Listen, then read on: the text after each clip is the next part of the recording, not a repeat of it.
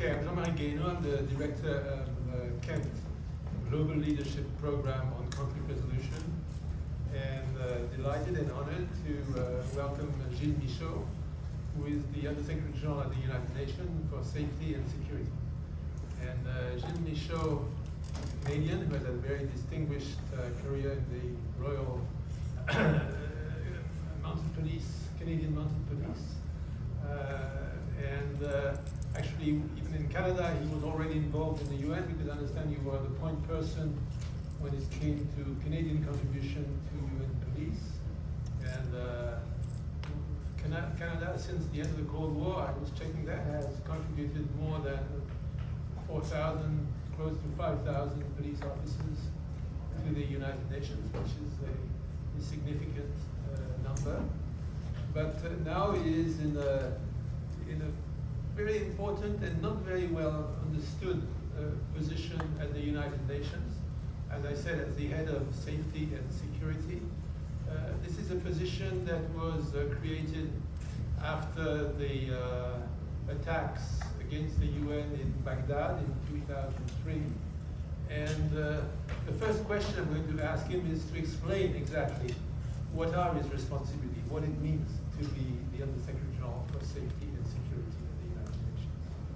Well, Jean-Marie, and thank you for the introduction, but more so thank you for each and every one of you for, yes, being out of the nice weather outside and coming into this classroom. And, I hope that this session will be informative for you. So again, if there are any specific topics that you want me to address, please don't hesitate when we have the opportunity for questions, because this is for you.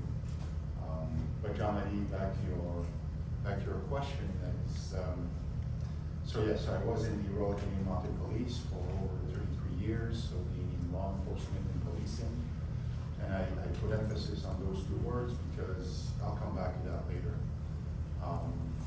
And then I can tell you that when I received a phone call if I'd be interested in the job, I didn't have a lot of understanding of what the job was all about, other than to say that working for the UN and having an opportunity to contribute to greater good globally. And that was the true attraction for me. And I soon realized when I came into the job in July of 2019 that I was about to embark on a venture. And it has been just that for the past 6.5 years. And my responsibilities are basically linked to, we use the term safety and security, but it's more about risk management in security. Yes, there's a component of my responsibilities that is what I call guns, gates, and guards. So those are the uniformed personnel that you see at headquarters here in New York. We've got 11 settings, like 11 headquarters throughout the world, where I've got a uniform presence that does perimeter security, that does access control, that responds to any type of incident inside our building. So that's about half of my responsibility. The other half is managing personnel that are deployed globally in over 130 countries to enable the implementation of UN programs. And what does that mean? Is that, well, if the UN needs to deliver humanitarian aid in Gaza, you can imagine that UN personnel requires to have some safety and security support in order to do that in a safe way. So we do that type of work in over 130 countries. So that is basically what I'm responsible for. What it entails, yes, some technical capabilities, that when it comes to, for example, if we need to build a compound, and what goes into making sure that the compound is safe, so the type of walls, overhead protection from incoming shells or whatnot. So I've got some experts that work in my department that does that for us. Some of it is linked to training, so making sure that our personnel are trained on security-related matters. We even have some social support. So you can only imagine UN staff that have been working in Gaza now for the past 2+ years, the type of trauma that they've been exposed to, and that takes its toll. And this is where we've got experts that are deployed to support staff that are put in that type of environment. Close protection, so Secretary General, the Deputy Secretary General, as they go around here in New York, or when they travel overseas, basically they need close protection. So I've got a unit that takes care of that. So I've got several technical type of units. But the crux of the work that we do is on analysis. So being able to understand the risks that our personnel are exposed to. So I've got a group of analysts that will provide analysis, and that leads to decision making and advice. And so I've got personnel as well that are knowledgeable in understanding risks when it comes to security, and then will provide advice as to what I would say go no go. So should we have, example for now, should we have personnel still in Iran? And so I've got people that are deployed to look at that. I can say on that, recently, last week on Tuesday night, I had to make a difficult decision to evacuate some international colleagues and relocate some national colleagues, Iranian staff in that, out of Tehran. Because our assessment was that Tehran was becoming too risky for them to stay beyond. Do we still have staff who are there? Yes, but those who are deemed critical. So that's the type of work that we do.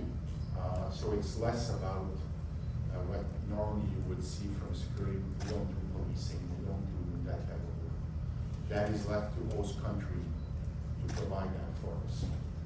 We do the, what I would call the gap. So whatever host countries cannot provide for security for us, we do the assessment, what are the gaps, and that's where we come in and we provide those elements to make sure that staff remain safe.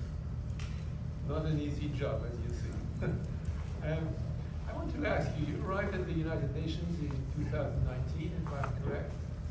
And so 6 years is a long time nowadays in the history of conflict. And when you look at what you found in 2019 and where you are now, how do you see, from this very concrete standpoint and perspective that you have now, the front line of insecurity as a whole panel, how do you see this transformation of conflict from 2019? I remember when I was at the UN when the compound in Baghdad was struck, and it was a watershed because there was the idea, the illusion, to be honest, that the UN badge was a protection, that nobody would dare attack the UN, and I lost several friends in that attack, starting with Sergio de Mena, but 4 other close friends.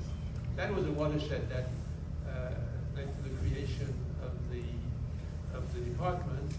But since then, and in 2019, the situation was already quite different from 2005 when the department was created, and it's different from what is now. How do you see that evolution? Well, it's a great question there, Jean-Marie, and if you'd allow me, I knew the question was coming, so I prepared. So I'd like to present it to you in pictures, if you don't mind. And I want you to pay attention to what I say, because I'll have a question for you to answer at the end of this presentation, short presentation. And I know you didn't expect to have homework, but it's not homework, so just bear with me. So 2019, July 2019, I came in, and I came from a job that was back in Canada. I was in charge of national security. I was in charge of organized crime, cyber crime across the entire country. So I was second in command of the RCMP. So I was used to I would say, a cadence in my work that was very engaging. It was like 24/7 all the time. So I come here in July 2019, first one was like, this is a bit relaxing. Not a lot of phone calls at night, weekends to myself, until mid-August, where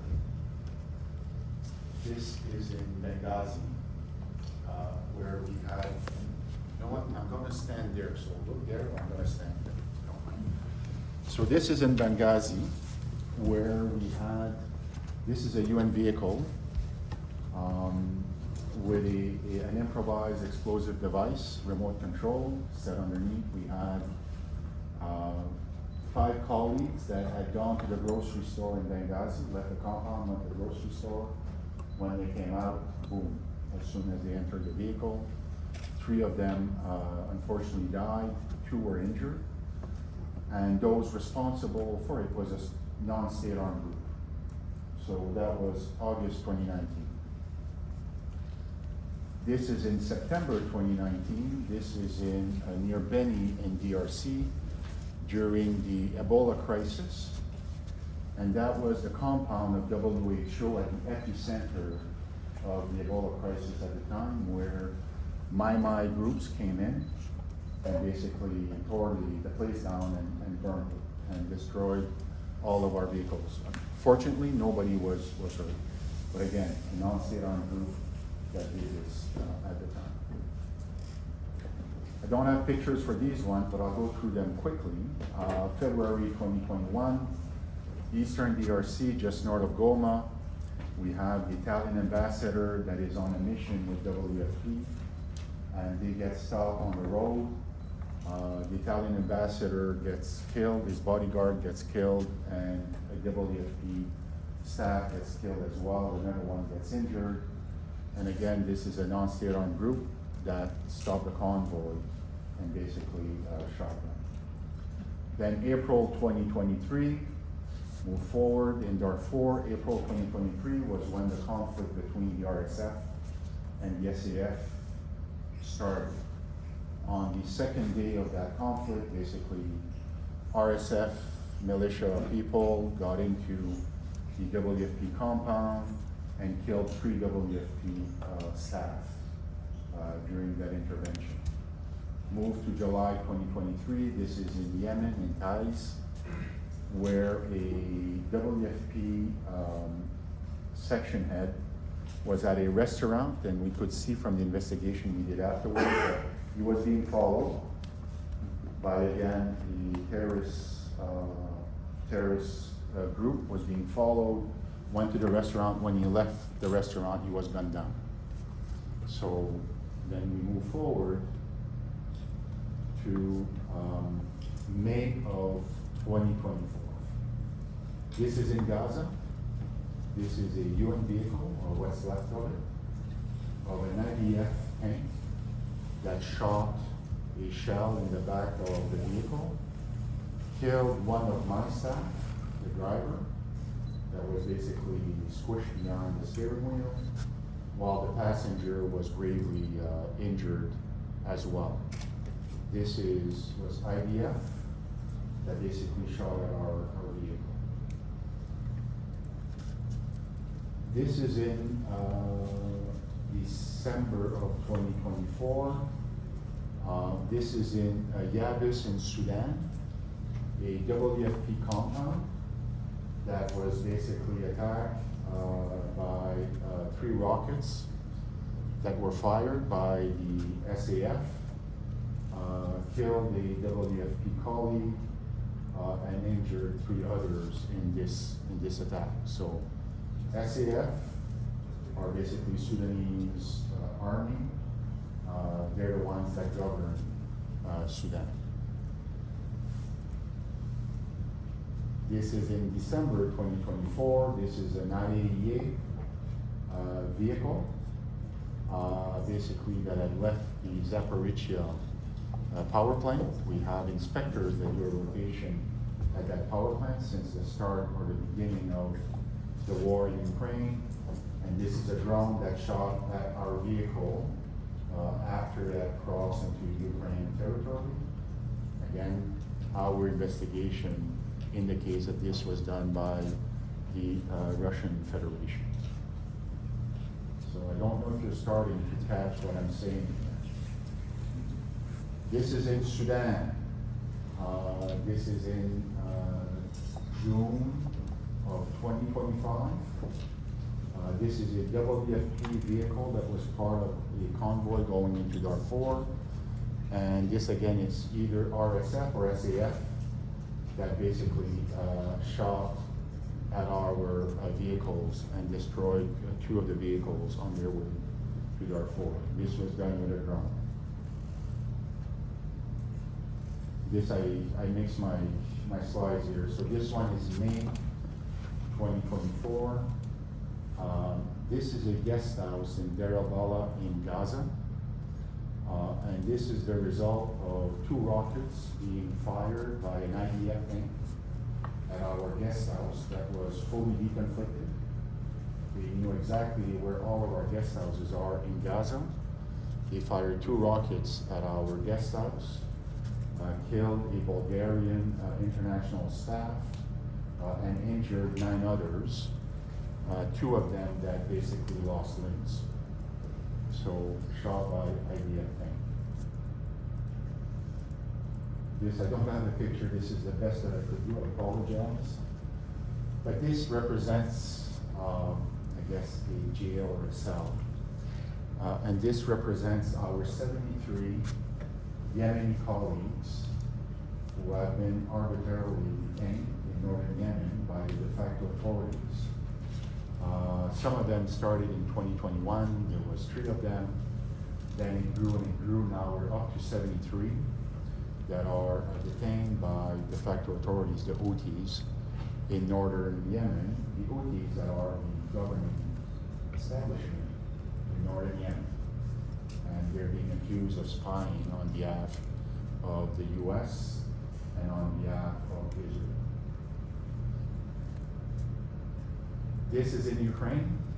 This is near Kherson in Ukraine. That is last year, 2025. I'm trying to remember the month. I think it's October or November. Again, a drone, a Russian drone that hit 2 of our WFP convoys that were bringing humanitarian assistance into Kherson. And this last one, this is in Kadugli, in Sudan. And this is basically an SAF attack where 3 rockets were fired at one of our peacekeeping bases in Kadugli. Fortunately, nobody was hurt in this one. So, what did you notice from what I said on the evolution since 2019 to 2025? So noticing that you started painting the picture with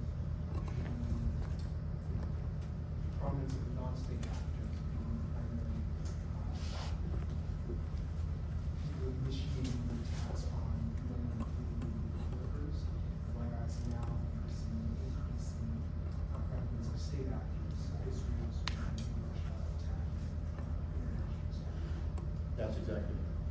And that is exactly it. So when I came in, the biggest threat to us was terrorist entities, non-state armed groups. And now, where we found ourselves in 2026, the biggest threat to us are state or state-sponsored actors. And that creates a significant problem for us because, as I explained briefly, is that the responsibility for safety and security of UN staff is the host government. They're the ones that are supposed to provide us with a secure environment for us to help the people in those countries. We've got 193 member states of the UN that have signed on to the UN Charter. And that's where we find these responsibilities and accountabilities. That's where we find them. And for me is that this is a microcosm of a representation of how throughout the years, in the last 6 years, is that you've seen an evolution of the threat, but also, at the same time, is basically an effusion of respect for international law. And if you were to ask me what have I learned the most or seen the change, that's what I feel that has been happening, is that more and more we've got member states that do not abide by or to the agreements that you signed on. And that makes things a lot more complicated for us to be able to operate. And this is why back to law enforcement. So what I did before was, for 33 years, was law enforcement. Was making sure that the most vulnerable one could be protected by, because that's what laws are all about, is to protect the most vulnerable people, and it's to put guardrails to those that may have power. And my job for 33 years was enforcing the law in Canada. And far was I from believing that coming into the UN that would be my Achilles heel. That's my Achilles heel right now, is that the fact that we have too many states and members of the UN that are not fully abiding to international law. So I know it's a long answer, to your question, but I think it deserves that, because I think that's probably one of the biggest challenges that we're facing when it comes to security for not just UN personnel, and this is for humanitarian workers that work, and usually where humanitarian aid is needed is in very complex, and usually it's in conflict environments. And I think that is probably one of the biggest challenges that we're facing when it comes to security nowadays. No, thank you, and I'm glad you mentioned humanitarian personnel, because I think it's important to know that a lot of humanitarian organizations take their clue from the positions of the UN when it comes to the security of their staff. So they look at what the UN is doing and evacuate or do not evacuate depending on decisions that you make. So your responsibility, in a way, indirectly extends beyond strictly UN personnel.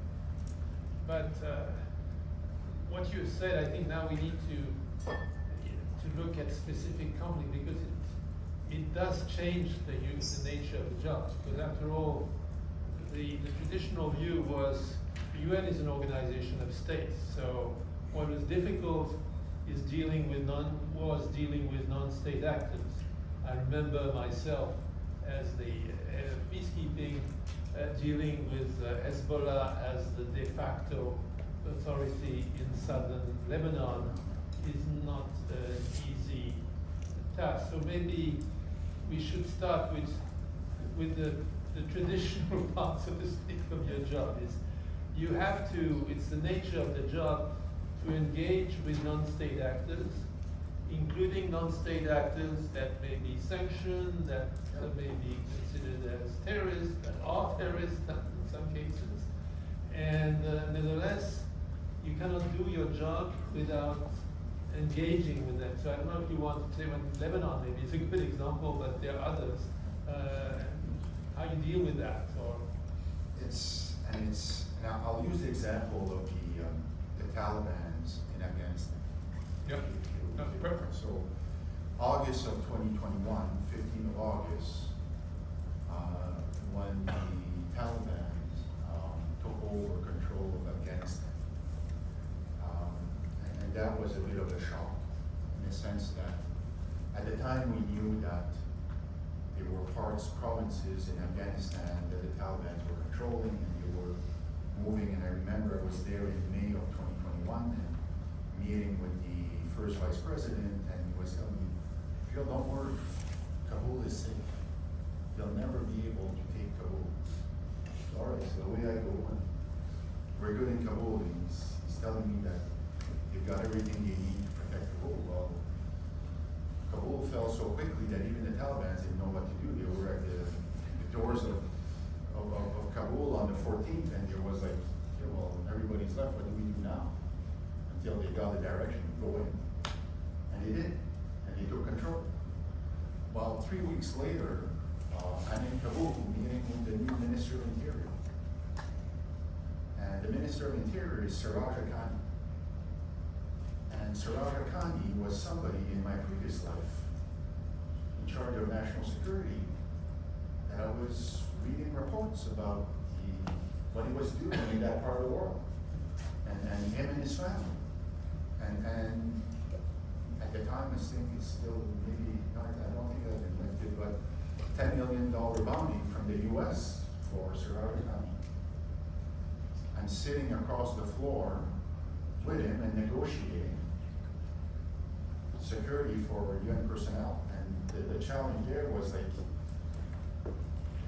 being in the UN and the notion of neutrality and impartiality, that I needed to park behind me my thoughts about the individual and the atrocities that this individual may have taken. And that was a mind shift for me. That was difficult to say, okay, well, like, can I do this? And no choice. You're in the UN, and this is what is expected of you.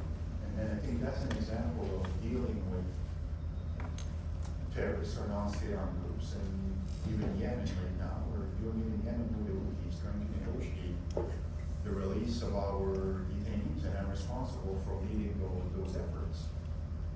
And it's frustrating at times because they don't necessarily share the same values that many of us share, and trying to negotiate when you don't have a common set of shared values makes that type of engagement a lot more challenging. So that's one part. So dealing, but you gotta do it because it speaks to basically safety and security of UN personnel. I gotta admit that Siraj Haqqani, his commitments that he made to me in August of 2021, he's held up to his commitments.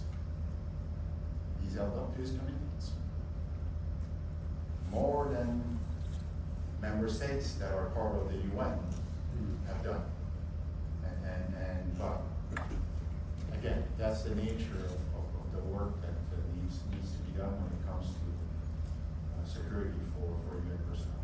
Yeah, you have to shake hands with a lot of unsavory characters. But in the degrees of unsavoriness, so to speak, you have interlocutors like a Taliban leader who have a political vision, but you also now have non-state actors who are just against. I mean, you are in Haiti, and there it's not so much about a political program than about gang warfare. So, how do you engage that kind of interlocutor? Yeah, and it's another example of how different it can be, because in fact in Haiti, where there's basically gang warfare, in Germany, we could have a discussion if it's politically driven or not. I think there's an element of that. But again, I think that I have not personally engaged with them directly, but my security advisor on the ground does it on a regular basis. Because for WFP to be able to move goods out of their warehouse and get it to the population in need, they need to go through areas where are controlled by these gangs. And for us, the work that we do with OCHA as well, OCHA does the same type of work for humanitarian organization, is you basically need to get their buy-in to allow us to go through it. A lot of it has to do trying to find that common objective that is about, they want to demonstrate to the local population that they have some form of control. And that means also that they can take care of it. And that's a bit of one of the elements that we play on in order to get that common type of interest and be able to get the doors open for us to come through the territories that they control. What that does though, and here's the impact, is that there's an element of trust that exists, and in any type of negotiations, trust is the main factor. And as we're building trust with maybe one party to a conflict, how do you maintain trust with the other party? And I think one of the best examples of that is Gaza. And in Gaza, where we need to deal with Hamas. We, the UN, need to deal with Hamas. But as we're dealing with Hamas, basically from an Israeli perspective, and I understand that, is that can they really trust the UN? Because we're dealing with Hamas. So it's a tightrope, and that's what leads sometimes to negotiations that we just cannot arrive to any type of agreement, because that element of trust takes time to build, and it only takes one incident to lose it. And I think this is what we see at play in many of these crisis environments, is how do you maintain that trust between all parties? And I think that's a big challenge. What about Hezbollah? How does Hezbollah keep its word, or what's because Hezbollah is a very structured movement. Yes, and it was for the longest time a political movement as well in Lebanon. Personally, I cannot speak about Hezbollah because I haven't engaged with them. I think that our peacekeeping mission in southern Lebanon are more All the time, yeah. Yes, are more engaged with them. That's UNIFIL. And I know from a political level, we also engage, but I have not engaged with Hezbollah, so it's Okay. I can't. So let's move to state actors. You mentioned the reaction of Israel. In the case of the war now being prosecuted against Iran, between Iran and the United States, this is a state war, and you're in the middle of a crossfire, and so you're not going to mediate that war, but you have to, obviously, that's not your job, but you have to mediate security. You have to, how does it, in practice, how does it work? Because you need to be in touch with the US, you need to be in touch with Iran. How do you do it in the middle of a shooting war? So, yes, now you're starting to talk about what my life has been like for the past week. Yeah. Starting previous Friday. But it's very relevant, and we call it deconfliction, where so when it all started was on the Friday night, this past Friday before. The first call that I made was basically to a U.S. contact here at the U.S. UN mission. And for them to basically, for me to be able to share the coordinates of all of our offices in Iran. And for that to go to CENTCOM, who's in charge of the military activities from the U.S. side. And also knowing that they're working with Israel for them to share with Israel. So the next morning we had a list of all our coordinates, going to them, confirm reception, and again, so far that seems to be working. I think the challenge will be the following, was that and this is where I'm concerned, is that as we're seeing the destruction of all of the government infrastructure, that is one of the targets in Iran, is that the Iranian government are now starting to displace themselves and go towards where there's more civilian people. And again, this is a bit what Hamas did in Palestine, using civilians as a shield. And indications are right now is that we might be seeing this in Iran. What that will do is that means the guest houses. It's one thing about our offices, but where people live, those are not in conflict. I've got over 400 Iranian staff in Iran. I cannot be conflict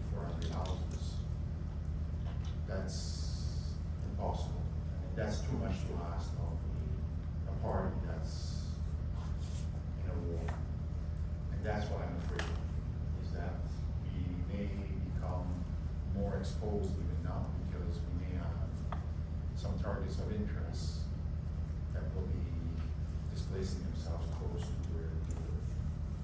So Hezbollah has done that with UNIFIL in South America. Exactly.